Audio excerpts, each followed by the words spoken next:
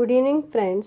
Class 7 NCERT history के series में आज हम अपना चैप्टर पढ़ेंगे 4 मुग़ल साम्राज्य।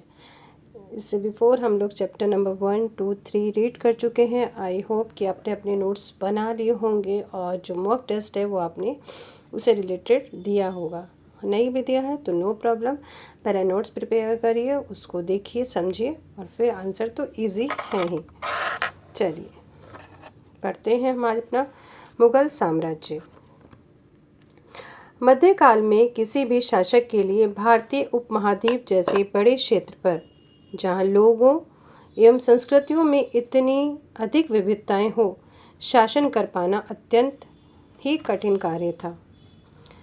अपने पूर्ववर्तियों के विपरीत मुगलों ने एक साम्राज्य की स्थापना की और वह कार्य पूरा किया जो अब तक केवल छोटी अवधियों के लिए ही संभव जान पड़ता था। 16वीं सदी के उत्तरार्ध से इन्होंने दिल्ली और आगरा से अपने राज्य का विस्तार शुरू किया और 17वीं शताब्दी में लगभग संपूर्ण महाद्वीप पर अधिकार कर लिया। उन्होंने प्रशासन के ढांचे तथा शासन संबंधी जो विचार लागू किए वे उनके राज्य के पतन के बाद भी टिके रहे। यह एक ऐसी राजनीतिक धरोहर थी जिसके प्रभाव से उपमहाद्वीप में उनके पश्चात आने वाले शासक अपने को अछूता न रख सके। आज भारत के प्रधानमंत्री स्वतंत्रता दिवस पर मुगल शासकों के निवास स्थान दिल्ली के लाल किले की प्राचीर से राष्ट्र को संबोधित करते हैं। दिल्ली का लाल किला, जो दिल्ली गए होंगे उन्होंने लाल किला जरूर देखा। रियल बहुत ही खूबसूरत इमारत है ये, देखिए। मुगल कौन थे, अब देखते हैं मुगल कौन थे। मुगल दो महान शासक वंशों के वंशज थे। माता की ओर से वे मंगोल शासक चंगेज खान, जो चीन और मध्य एशिया के कुछ भागों पर राज करता था, के उत्तराधिकारी थे। यानी कि जो उनकी माँ थी वो मंगोल शासकों की तरफ से थी। पिता की ओर से वे ईरान, इराक एवं वर्तमान तुर्की के शासक तैमूर, जिसकी मृत्यु 1404 में हुई, के वंशज थे। ठीक है, पिता की ओर से तैमूर वंश के और माता की ओर से मंगोल वंश के। परंतु मुगल अपने को मुगल या मंगोल कहलवाना पसंद नहीं करते थे।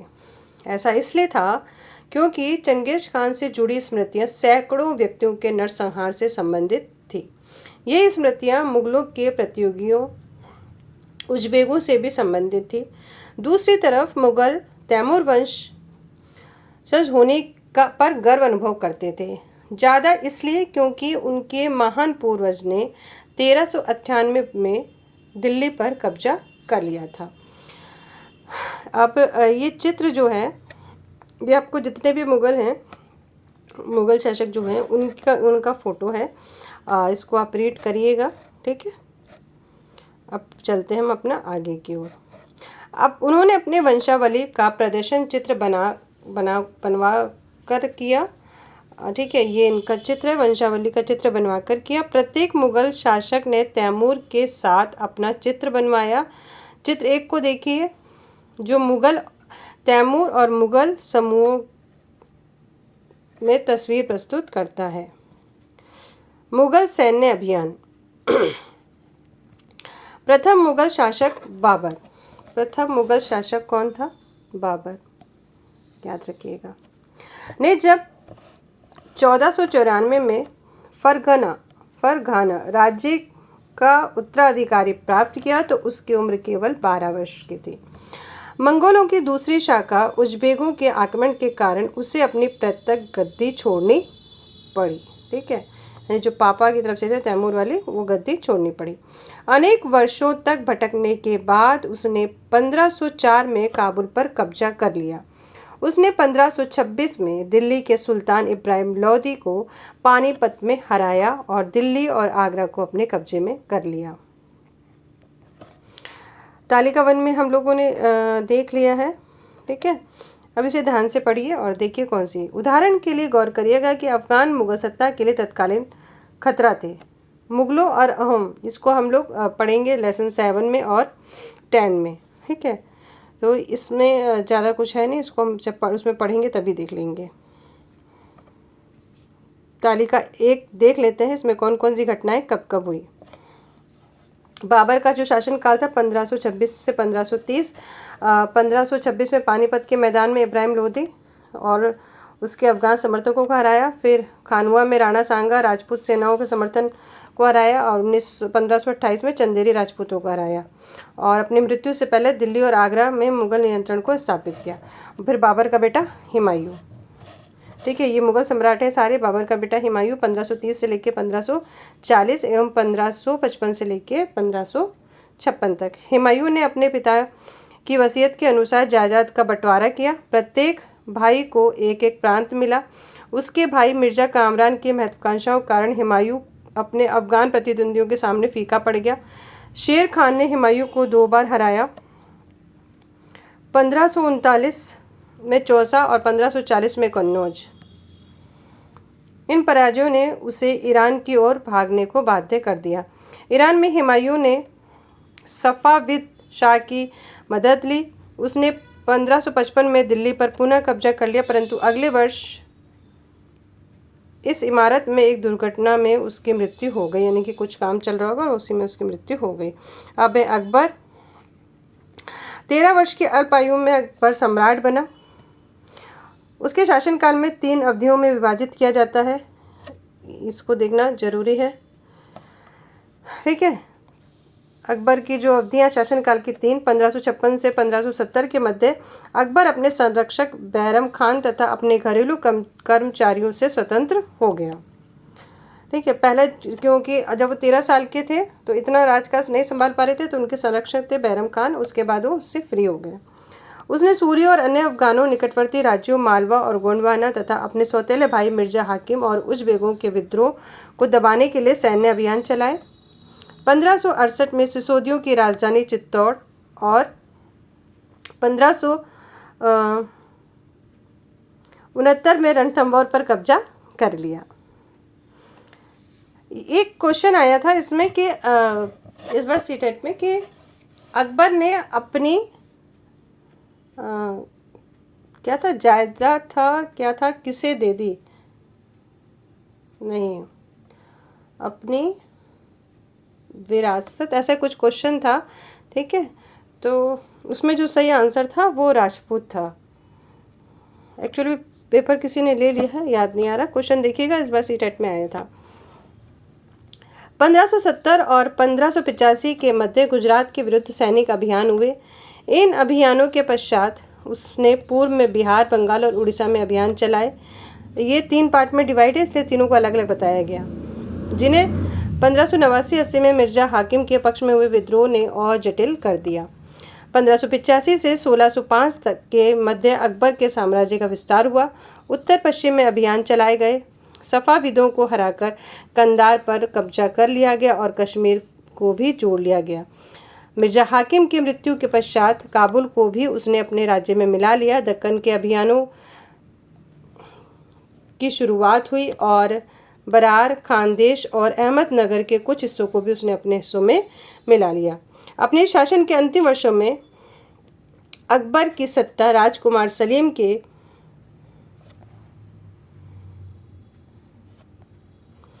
विद्रोह के कारण लड़खड़ाई। यही सलीम आगे चलकर सम्राट जहांगीर कहलाए। अब है जहांगीर के बारे में, ठीक है। बाबर का बेटा हुमायूं, हुमायूं का बेटा अकबर, अकबर का बेटा जहांगीर। जहांगीर ने अकबर के सैन्य अभियानों को आगे बढ़ाया। मेवाड़ के सिसोदिया शासक अमर सिंह ने मुगलों की सेवा स्वीकार की। मेवाड़ के सिसोदिया ने, इसको अंडरलाइन कर लीजिए, क्वेश्चन आ सकता है, ठीक है। मेवाड़ के सिसोदिया शासक अमर सिंह ने मुगलों की सेवा स्वीकार की।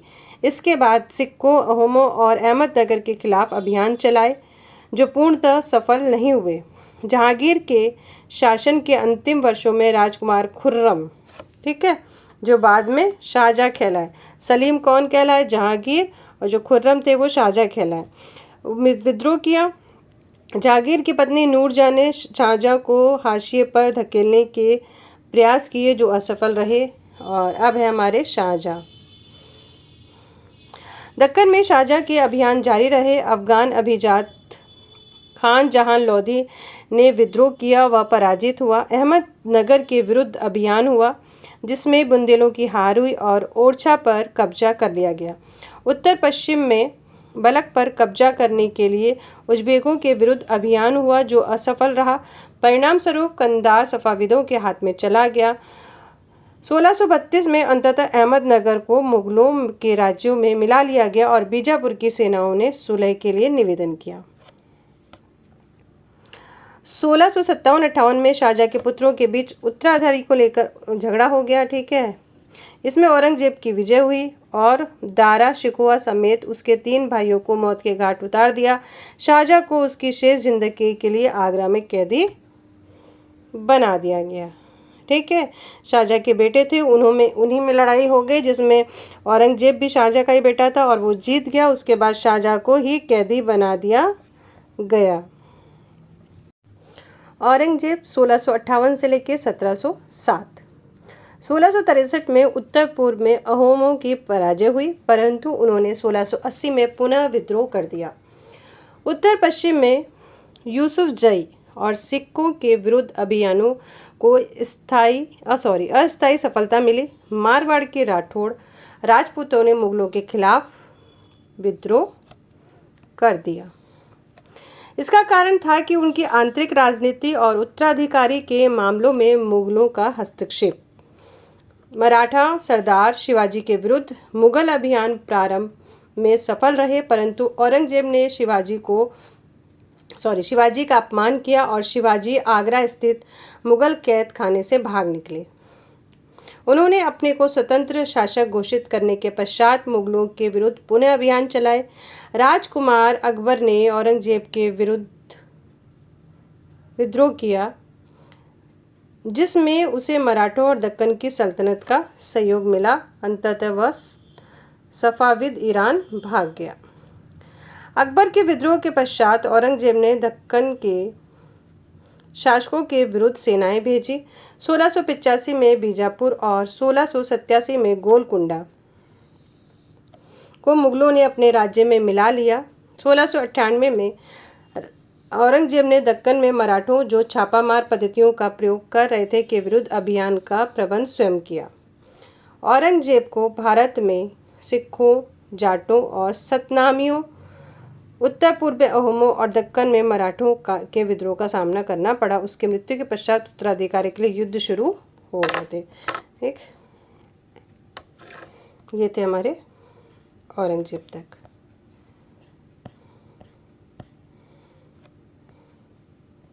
अब हमको देखना उत्तराधिकारी की मुगल परंपराएं, ये हमें देखना जरूरी है। ठीक है, कि कैसे होता था। पहले राजपूतों के साथ इनके संबंध कैसे थे देख लेते हैं। जागीर की माँ कछवा की राजकुमारी थी। वह अंबर वर्तमान में जयपुर के राजपूत शासक की पुत्री थी। शाहजहाँ की माँ भी एक राठौड़ राजकुमारी थी। वह मारवाड़ जोधपुर के राजपूत शासक की पुत्री थी। ठीक है, जागीर की माँ और शाहजहाँ की माँ दोनों राजपूत थी। उत्तराधिकारी की मुगल परंपराएं क्या थी देख लीजिए इसको, क्योंकि इसमें से क्वेश्चन आता है। मुगल ज्येष्ठ अधिकार के नियम में विश्वास नहीं करते थे। ज्येष्ठ अधिकार मतलब सबसे बड़े पुत्र, यानी सारे जो है बड़े पुत्र को दे दो, ऐसा नहीं था। जिसमें ज्येष्ठ पुत्र को अपने पिता के राज्य का उत्तराधिकारी होता था। इसके विपरीत उत्तराधिकारी में वे सैदा याद कि मुगल और तैमूर वंशों की प्रथा को अपनाते थे जिसमें उत्तराधिकारी का विभाजन समस्त पुत्रों में कर दिया जाता था। ठीक है,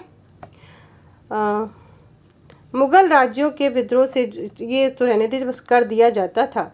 तो ध्यान रखिएगा, केवल एक को नहीं मिलता था, सब में डिवाइड हो जाता था। ठीक, मुगलों के अन्य शासकों के साथ संबंध किस तरह के थे। मुगलों ने उन शासकों के विरुद्ध लगातार अभियान किए जिन्होंने उनकी सत्ता को स्वीकार करने से इनकार कर दिया। ठीक है, जिन्होंने बोला जो उनके अधीन नहीं रहना चाहते थे उनके साथ उन्होंने कंटिन्यू युद्ध किया। जब मुगल शक्तिशाली हो गए तो अन्य कई शासकों ने स्वेच्छा से उनकी सत्ता स्वीकार कर ली। राजपूत इसका एक अच्छा उदाहरण है। अनेक मुगल घराने में अपनी पुत्रियों के विवाह करके उच्च पद प्राप्त किए, परंतु कईयों ने विरोध भी किए।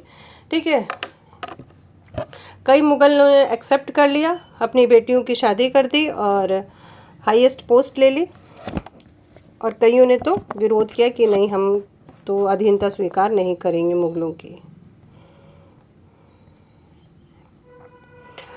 मेवाड़ के सिसोदिया राजपूत लंबे समय तक मुगलों की सत्ता को स्वीकार करने से इनकार करते रहे, परंतु जब वे हारे तो मुगलों ने उनके साथ सामान्य व्यवहार किया तथा उनकी जागीरें, वतन, हाँ देखिए ये क्वेश्चन आया था, ठीक है, ये क्वेश्चन आया था कि हाँ क्या था अकबर ने कि मुगलों ने ये जागीर वाला ही, ठीक है, ये जागीर किसको वापस कर दी, किसकी जागीर, तो था सिसोदिया राजपूत, आंसर था इसका। ठीक है, ऐसे राजपूत था, मराठा था, ऐसा ही को था, सिसोदिया राजपूत नहीं था, राजपूत था। तो ये जो था ये क्वेश्चन इस बार आया था। ठीक है, उन्हें उनकी जागीरें, वतन, मतलब वो फिर वापस उपहार में दे दी।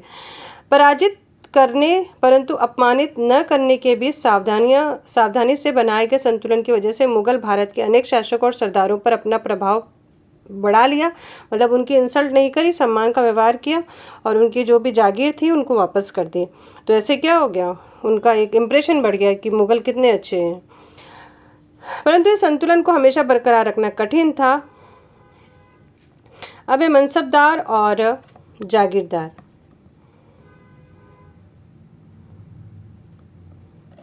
देखिए छोटी छोटी चीज़ कहीं से भी उठा के दे दी जाती है, इतना आपको देखना पड़ेगा, है ना। जैसे जैसे साम्राज्य में विभिन्न क्षेत्र सम्मिलित होते गए वैसे वैसे मुगलों ने तरह तरह के सामाजिक समूहों के सदस्यों को प्रशासन में नियुक्त करना आरंभ किया। शुरू में ज़्यादातर सरदार तुर्की या तुरानी थे, लेकिन अब इस छोटे समूह के साथ साथ उन्होंने शासक वर्ग में ईरानियों, भारतीयों, मुसलमानों, अफगानों, राजपूतों, मराठों और अन्य समूह को भी सम्मिलित किया। क्यों किया? क्योंकि उनका जो साम्राज्य था वो बढ़ता ही जा रहा था। मुगलों की सेवा में आने वाले नौकरशाह मनसबदार कहलाए। ठीक है, मनसबदार का मतलब समझ लीजिए। मनसबदार शब्द का प्रयोग ऐसे व्यक्तियों के लिए होता है जिन्हें कोई मनसब यानी कि कोई सरकारी हैसियत अथवा पद मिलता हो। यह मुगलों द्वारा चलाई गई श्रेणी व्यवस्था थी। इसके जरिए पद, वेतन एवं सैन्य उत्तरदायित्व निर्धारित किए जाते थे। पद और वेतन का निर्धारण जात की संख्या पर निर्भर होता था। जात की संख्या जितनी अधिक होती थी, दरबार में अभिजात की प्रतिष्ठा उतनी ही बढ़ जाती थी और उसका वेतन भी उतना ही बढ़ जाता था। जो सैन्य उत्तराधिकारी मनसबदारों को सौंपे जाते थे, उन्हीं के अनुसार उन्हें घुड़सवार रखने पड़ते थे।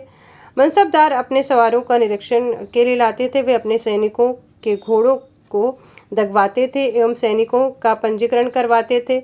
इन कार्रवाइयों के बाद ही उन्हें सैनिकों को वेतन देने के लिए धन मिलता था। अच्छा, धन कोई और देता था, पहले वो चेक वेक कर लेते थे। मनसबदार अपना वेतन राजस्व एकत्रित करने वाली भूमि के रूप में पाते थे, जिन्हें जागीर कहते थे। ये भी देख लीजिएगा, जो तकरीबन इक्ताओं के समान थी, जो इक्ता हमने पहले पढ़ा था। मनसबदार मुक्ति से भिन्न अपने जागीरों पर नहीं रहते थे और न ही उन पर प्रशासन करते थे। उनके पास अपनी जागीर से केवल राजस्व एकत्रित करने का अधिकार था। यह राजस्व उनके नौकर के लिए एकत्रित करते थे, जबकि वे स्वयं के लिए किसी अन्य भाग में सेवारत थे। ठीक है, ये देखिएगा, हो सकता है कि आए मतलब जो नौकरों के लिए वो लेते थे कर वगैरह, लेकिन खुद के लिए वो नहीं लेते थे। वो पैसा खुद पे नहीं अपना लगाते थे। वो अपनी मतलब अपनी इनकम के लिए, अपने खर्चे के लिए वो कहीं पे अपना सेवा करते थे। ये थे कि उनसे जो मनी अर्न होती थी वो उसी पर डिपेंड थे। अकबर के शासनकाल में इन जागीरों का सावधानी पूर्वक आंकलन किया जाता था ताकि इनका राजस्व मनसबदार के वेतन के तकरीबन बराबर रहे। औरंगजेब के शासनकाल तक पहुंचते पहुंचते स्थिति बदल गई। अब प्राप्त राजस्व मनसबदार के वेतन से बहुत कम था। मनसबदारों की संख्या में भी अत्यधिक वृद्धि हुई, जिसके कारण उन्हें जागीर मिलने से पहले एक लंबा इंतजार करना पड़ता था। इन सभी कारणों से जागीरों की संख्या में कमी हो गई। फलस्वरूप कई जागीरदार जागीर रहने पर ही कोशिश करते हैं कि वे जितना राजस्व वसूल सकें वसूल लें। अपने शासनकाल के अंतिम वर्षों में औरंगजेब इन परिवर्तनों पर नियंत्रण नहीं रख पाया। इसी कारण किसानों को अत्यधिक मुसीबतों का सामना करना पड़ा। अब है जब्त और जमींदार। मुसलमानों की आमदनी का प्रमुख साधन किसानों की उपज से मिलने वाला राजस्व था। ठीक है, जो कर था किसानों की उपज से मिलता था। अधिकतर स्थानों पर किसान ग्रामीण कुलीन यानी कि मुखिया या स्थानीय सरदारों के माध्यम से राजस्व देते थे। समस्त मध्यस्थों के लिए, चाहे वे स्थानीय ग्राम के मुखिया हो या फिर शक्तिशाली सरदार हो, मुगल एक ही शब्द जमींदार का प्रयोग करते थे। ठीक है, किसका? जमींदार का। चाहे वो मुखिया हो या शक्तिशाली सरदार हो, जिसके पास जमीन है वो जमींदार। अकबर के राजस्व मंत्री टोडरमल ने 10 साल 1570 से लेकर 1580 की काला अवधि के लिए कृषि की पैदावार, कीमतों और कृषि भूमि का सावधानी पूर्वक सर्वेक्षण किया। इन आंकड़ों के आधार पर प्रत्येक फसल पर नकद के रूप में राजस्व निश्चित किया गया। प्रत्येक सूबे या प्रांत को राजस्व मंडलों में बांटा गया और प्रत्येक की हर फसल के लिए राजस्व दर की अलग से सूची बनाई गई। राजस्व प्राप्त करने की इस व्यवस्था को जब्त कहा जाता है। पहले देखिए, जब्त किसे कहा जाता है? राजस्व प्राप्त करने की व्यवस्था को जब्त कहा जाता है। इस पर पूरा एक बार अच्छे से और आप रीड कर लेंगे।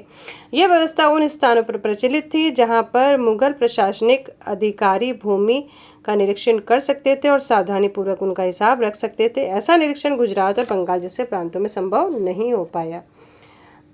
अगर ये बोले कि जब्त व्यवस्था कहाँ नहीं संभव हो पाई, तो गुजरात और बंगाल जैसे प्रांतों में संभव नहीं हो पाई। कुछ क्षेत्रों में जमींदार इतने शक्तिशाली थे कि मुगल प्रशासकों द्वारा शोषण किए जाने की स्थिति में वे विद्रोह कर सकते थे।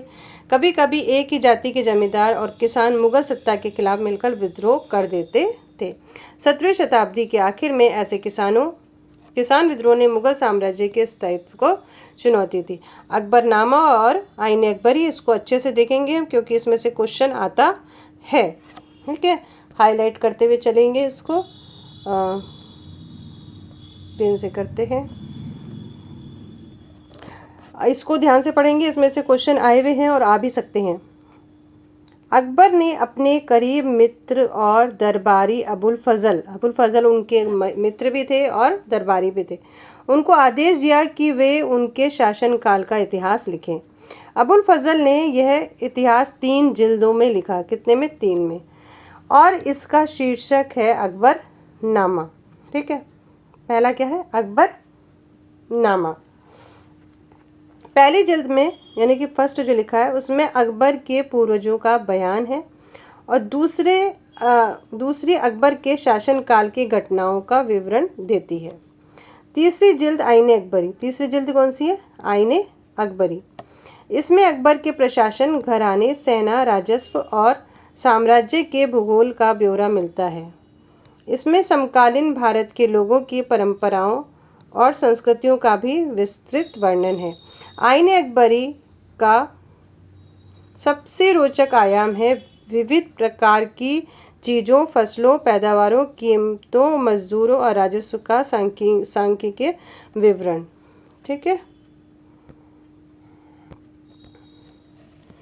तो ये जो है इसको आप अच्छे से देख लेंगे, क्योंकि इसमें से क्वेश्चन आया हुआ है और आता भी है। अब है अकबर की नीतियाँ एक नज़र में। अकबर ने कौन कौन सी पॉलिसी चलाई थी? प्रशासन के कुछ अभिलक्षण अकबर ने निर्धारित किए थे। इनका विस्तृत वर्णन अबुल फजल के अकबरनामा विशेषकर आईन अकबरी में मिलता है। अबुल फजल के अनुसार साम्राज्य कई प्रांतों में बटा हुआ था। देखिए, साम्राज्य कई प्रांतों में बटा हुआ जिन्हें सूबा कहा जाता था। सूबों के प्रशासक सूबेदार कहलाते थे, जो राजनीतिक तथा सैनिक दोनों प्रकार के कार्यों का निर्वाह करते थे। प्रत्येक प्रांत में एक वित्तीय अधिकारी भी होता था, जो जिसे दीवान कहते थे। वित्तीय अधिकारी को दीवान कहते थे। ठीक है, जो सूबे का प्रशासक था उसे सूबेदार कहते थे। कानून और व्यवस्था बनाए रखने के लिए सूबेदारों को अन्य अफसरों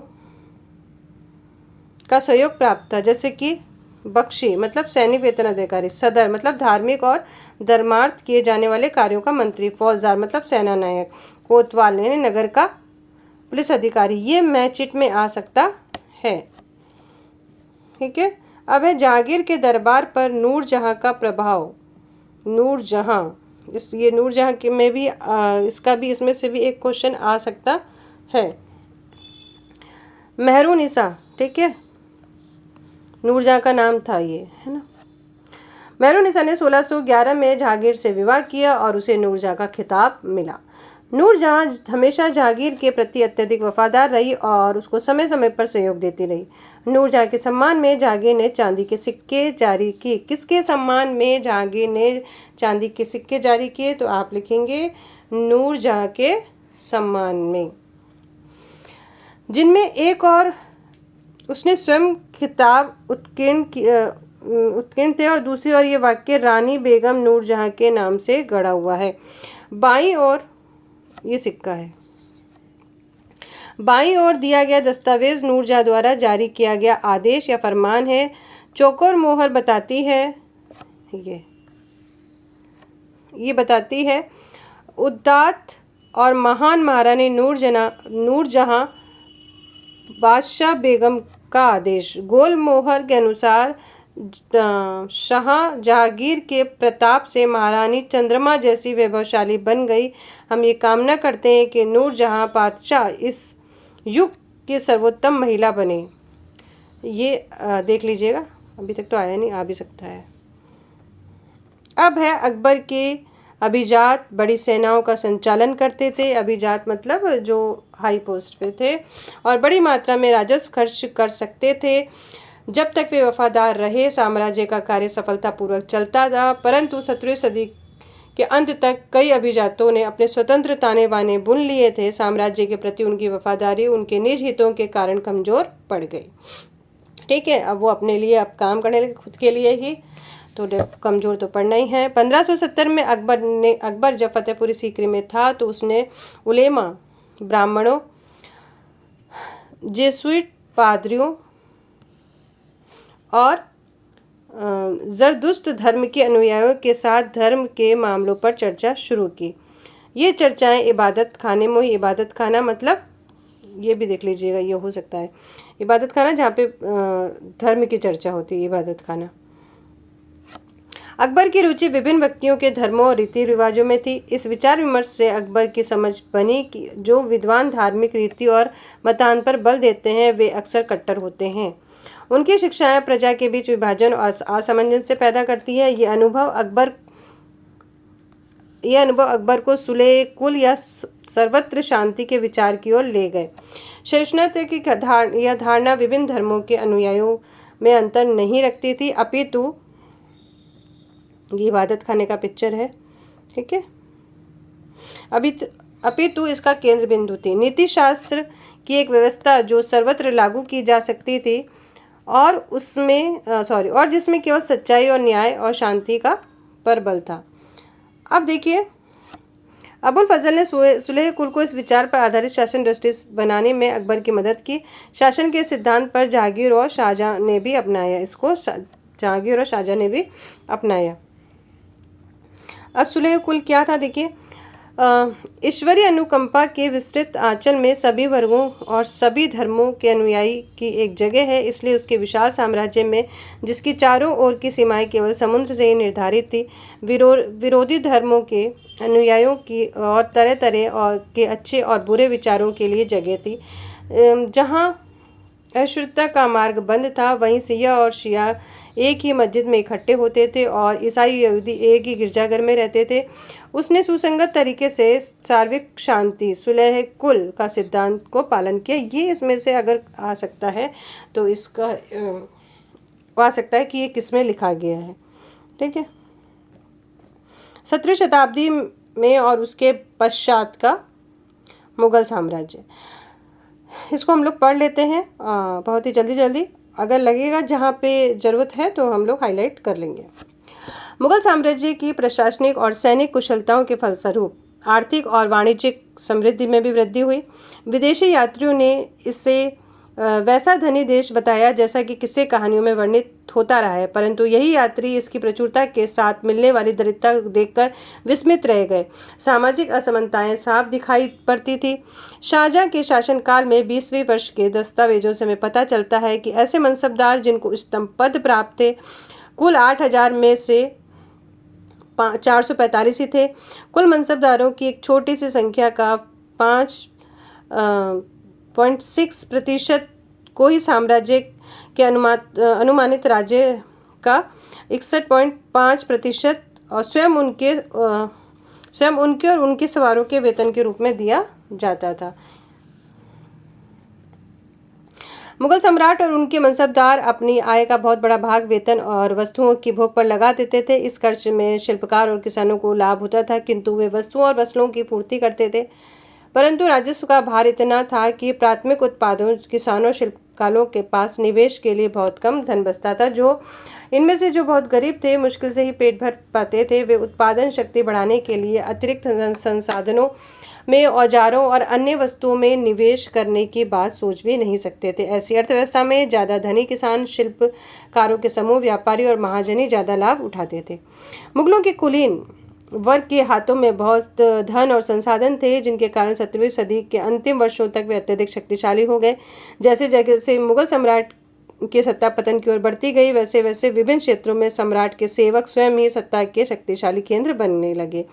इसमें ने कुछ ने तो नए वंश स्थापित कर लिए और हैदराबाद एवं अवध जैसे प्रांतों में अपना नियंत्रण जमाया। यद्यपि वे दिल्ली के मुगल सम्राट को स्वामी के रूप में मान्यता नहीं देते रहे, तथापि 18वीं शताब्दी के साम्राज्य के कई प्रांत अपनी स्वतंत्र राजनीतिक पहचान बना चुके थे। तो ये हमारा अब राजा और रानियां देख लेते हैं। इसमें राजा और रानियों की बात ये यहाँ की नहीं हो रही है, ये इसके समकक्ष कौन सा है देश उसकी बात हो रही है। तो पढ़ लेते हैं, यूरोप की बात हो रही है ना। ऐसे तो इसमें से कुछ क्वेश्चन अभी तक तो नहीं आए अन्यंत्र में से, लेकिन तो पता नहीं, फिर भी देख लेते हैं। 16वीं सदी में मुगलों के लगभग समकालीन संसार के विभिन्न भागों में कई महान राजा रानियां थे। इनमें ऑटोमन तुर्की के सुल्तान सुलेमान 1520 से 1566 शामिल हैं। उनके राज में ऑटोमन राज्य का विस्तार यूरोप की ओर हुआ। उसने हंगरी को अपने राज्य के साथ मिला लिया और ऑस्ट्रिया को घेर लिया। उसकी फौजों ने बगदाद और इराक को भी हथिया लिया। मोरक्को तथा उत्तरी अफ्रीका का बहुत सा हिस्सा ऑटोमन सत्ता को मानता था। सुलेमान ने ऑटोमन नौसेना का पुनर्गठन किया। पूर्वी भूमध्य सागर के इलाकों पर इस नौसेना के प्रभुत्व की वजह से स्पेन के साथ उसकी प्रतिस्पर्धा हुई। अरब सागर में इस नौसेना ने पुर्तगालियों को चुनौती दी। सम्राट को अल कानूनी यानी कि विधि निर्माता का खिताब दिया गया, क्योंकि उसके शासनकाल में बड़ी संख्या में नए कानून बनाए गए। अशेरचन रीजन आ सकता है। इन नियमों का यह लक्ष्य था कि बढ़ते हुए साम्राज्य के विभिन्न क्षेत्रों को ध्यान में रखते हुए प्रशासनिक तरीकों का मानकीकरण हो सके, ताकि किसानों को बेगार और भारी करों से बचाया जा सके। आगे चलकर 17वीं शताब्दी में ऑटोमन क्षेत्रों में जब सार्वजनिक व्यवस्था का पतन हुआ, तो सुलेमान कानूनी के काल को आदर्श शासनकाल के रूप में याद किया जाने लगा। ठीक, ये लेसन हमारा कंप्लीट हो गया। और कहीं बोलते समय अगर वर्ड्स इधर उधर हो गए तो सॉरी, क्योंकि मुझे ना पंखा बंद करके वीडियो बनाना पड़ता है, तो पसीने हो जाते हैं और इधर उधर वर्ड्स तो हुए हैं, पर कोई बात नहीं, आपको समझ में आ ही गया। और नहीं आया तो ये लिखा हुआ तो है यहाँ पे। चलिए फिर मिलते हैं, तब तक के लिए बाय बाय, टेक केयर।